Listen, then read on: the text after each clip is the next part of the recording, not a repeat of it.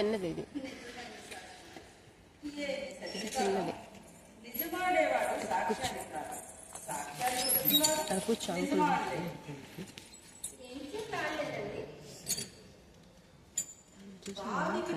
సినిమాలు చేశారు కదా అంటే సినిమాల్లో వేసారు బోల్ సినిమా ఫోటో తీసుకున్నాను.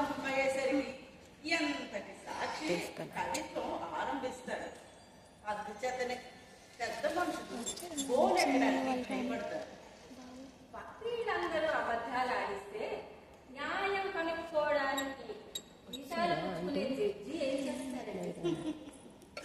ఉభయ పార్టీలు వకీళ్లు ఆడించే అబద్ధాలు చెయ్యి పీకేటట్టు రాసుకుంటారు. మరి ఎందుకండి నేను ఇదే చాలా కాలమయ్యి ఆలోచిస్తున్నాను. పెద్ద పెద్ద వకీళ్లు కూడా సిగ్గుమాలి భరిపెట్టి దొంగ సాక్ష్యాలు పాఠం చెప్తారు. కొందరు మృదువరులు తిరిగేసుకుంటామంటారు. నా వంటి చాదస్తు ఇంకొక కొందరు అట్టి పాపానికి ఒడిగొట్టుకోగానే సాక్షులు కూడా అబద్ధం చెబుతున్నారని ఎరిగి ఊరుకుంటారు. ఇలాంటి అసత్యానికి అంగీకరించవలసి వస్తుందని నేను ప్రాక్టీస్ చాలా వరకు తగ్గించుకున్నాను. క్రమంగా ఈ వృత్తే మానుకోవడం సంకల్పం కూడా ఉంది. అందరూ తమ వంటి వకీలే అయితే అసత్యం అనేది ఉండనే ఉండదండి. వకాల్తీలో ఇంత అక్రమం ఉందన్న విషయం నేను ఎరుగునండి. దేన్నైనా సహిస్తాను గాని అసత్యాన్ని సహించబోనండి.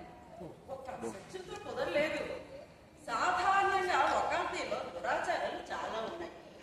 యాంటీ నాచులాని యాంటీ వకీల్ అని ఒక మూవ్మెంట్ మన దేశంలో స్టార్ట్ చేయడం ఆవశ్యకత కలిగేటట్టు కనబడుతుంది. క్రిటికల్ స్టెప్ తప్పు కాదు. దొంగ సాక్ష్యాలు కలిస్తే గాని కేసులు గని మీరు సత్య మార్గంలో తరఫీదైన మనుషులు అవుట చేత మీకు కేసులు నడిపించే మార్గాలు ఏకంగా ఉన్నాయి.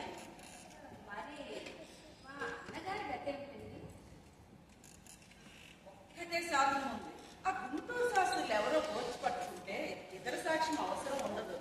ఆ పట్టుబడే నాలుగు ఏదో తాము సెలవిస్తే 3 రూపాయల గాలించైనా పట్టుకుంటానండి.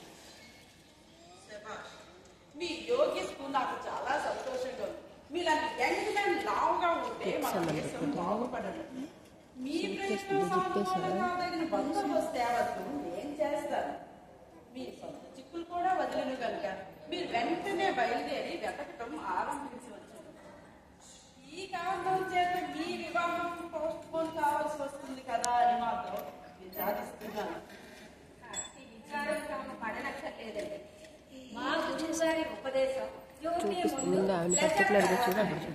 నేను కూడా చిన్నతనం నుంచి కొంచెం కాన్సన్ట్రేషన్ ఇంద్రియ నిగ్రహం అభ్యాసం చేయడం చేతను ఎల్లప్పుడూ ఏదో ఒక వ్యాపకంలో ఒళ్ళు మరిచి కొట్టుకుంటూ ఉండడం చేతను నాకు స్త్రీ సుఖముల ఎడల విముఖత లావండి.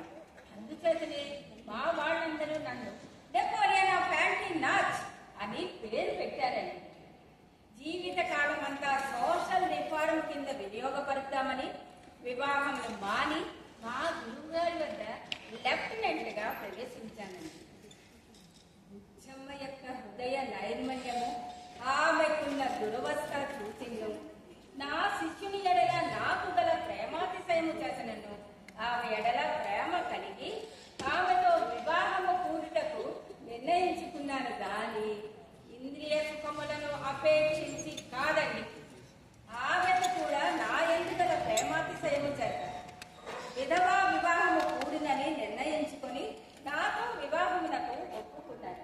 కాబట్టి మా మ్యారేజ్ అనేది ట్రూ లవ్ మ్యారేజే గాని సాధారణ విడవ మ్యారేజ్ కాదండి. మీ గురువు గారు అలాగే రాశారు. కానీ మీరు లవ్ మ్యారేజ్ చేసుకుంటే మీ అన్నగారు మిమ్మల్ని పెంచుకోరేమో. ఆయన తమ మాటలు అతిక్రమింపబోరండి. ఒకవేళ ఒప్పకపోతే దత్తతనైనా వదులుకుంటారు గాని ప్రాణ సమానులైన బుచ్చమ్మను మాత్రం విడవనండి. దృష్టవంతురాలు అట్టి స్త్రీరత్నం ఏమిటి అలా చూస్తున్నారు?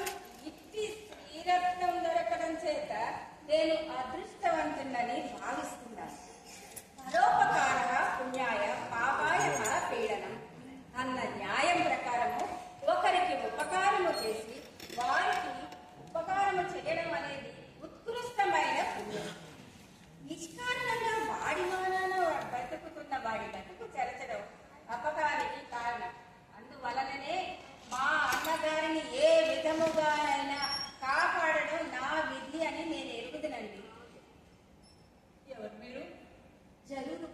కలిగి వచ్చానండి.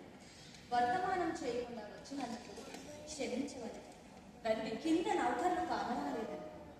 రండి కూర్చోండి. దయచేయండి. అక్కర్లేదు. కూర్చోండి. తామెవరండి? నేనెవరో మనవి చేయక తీరదా అండి? ఏ కారణం చేతనైనా పేరు చెప్పడం ఇష్టం లేకపోతే చెప్పనక్కర్లేదండి. నేను వచ్చిన పనికి నా పేరుతో పని లేదండి. కొన్ని కారణముల చేత నా పేరు చెప్పడానికి వీల్లేదు. క్షమించవలనని ప్రార్థన. షేక్స్పియర్ అన్నాడు కదండి, వాట్స్ ఇన్ ఎ నేమ్ అని.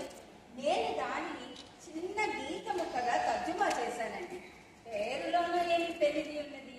మన శాస్త్రాల్లో కూడా ఎవరి పేరు వారు గట్టిగా ఉచ్చరించడం పాపమన్నారు. తమకు ఇష్టమే. మరొకరితో అయితే కల్పించి మారుపేరు చెప్పగలరు. తమ చోట అబద్ధం ఆడజాలనండి. భోజరాజు ముఖం చూస్తే కవిత్వం పుట్టినట్టు తమ ముఖం చూస్తే ఎటువంటి వారికైనా నోటంట నిజమే వస్తుందండి. ఒక్కనొక్కరికి తప్ప such a man is to be pity. అట్టి మనిషి ఉంటే ఆయన ఎడల కనికరం కలుగజేసుకోవాలి అంతే. అసత్యం అనేది ఏంటి ఆంటీ ఫోన్ అంటే ఇది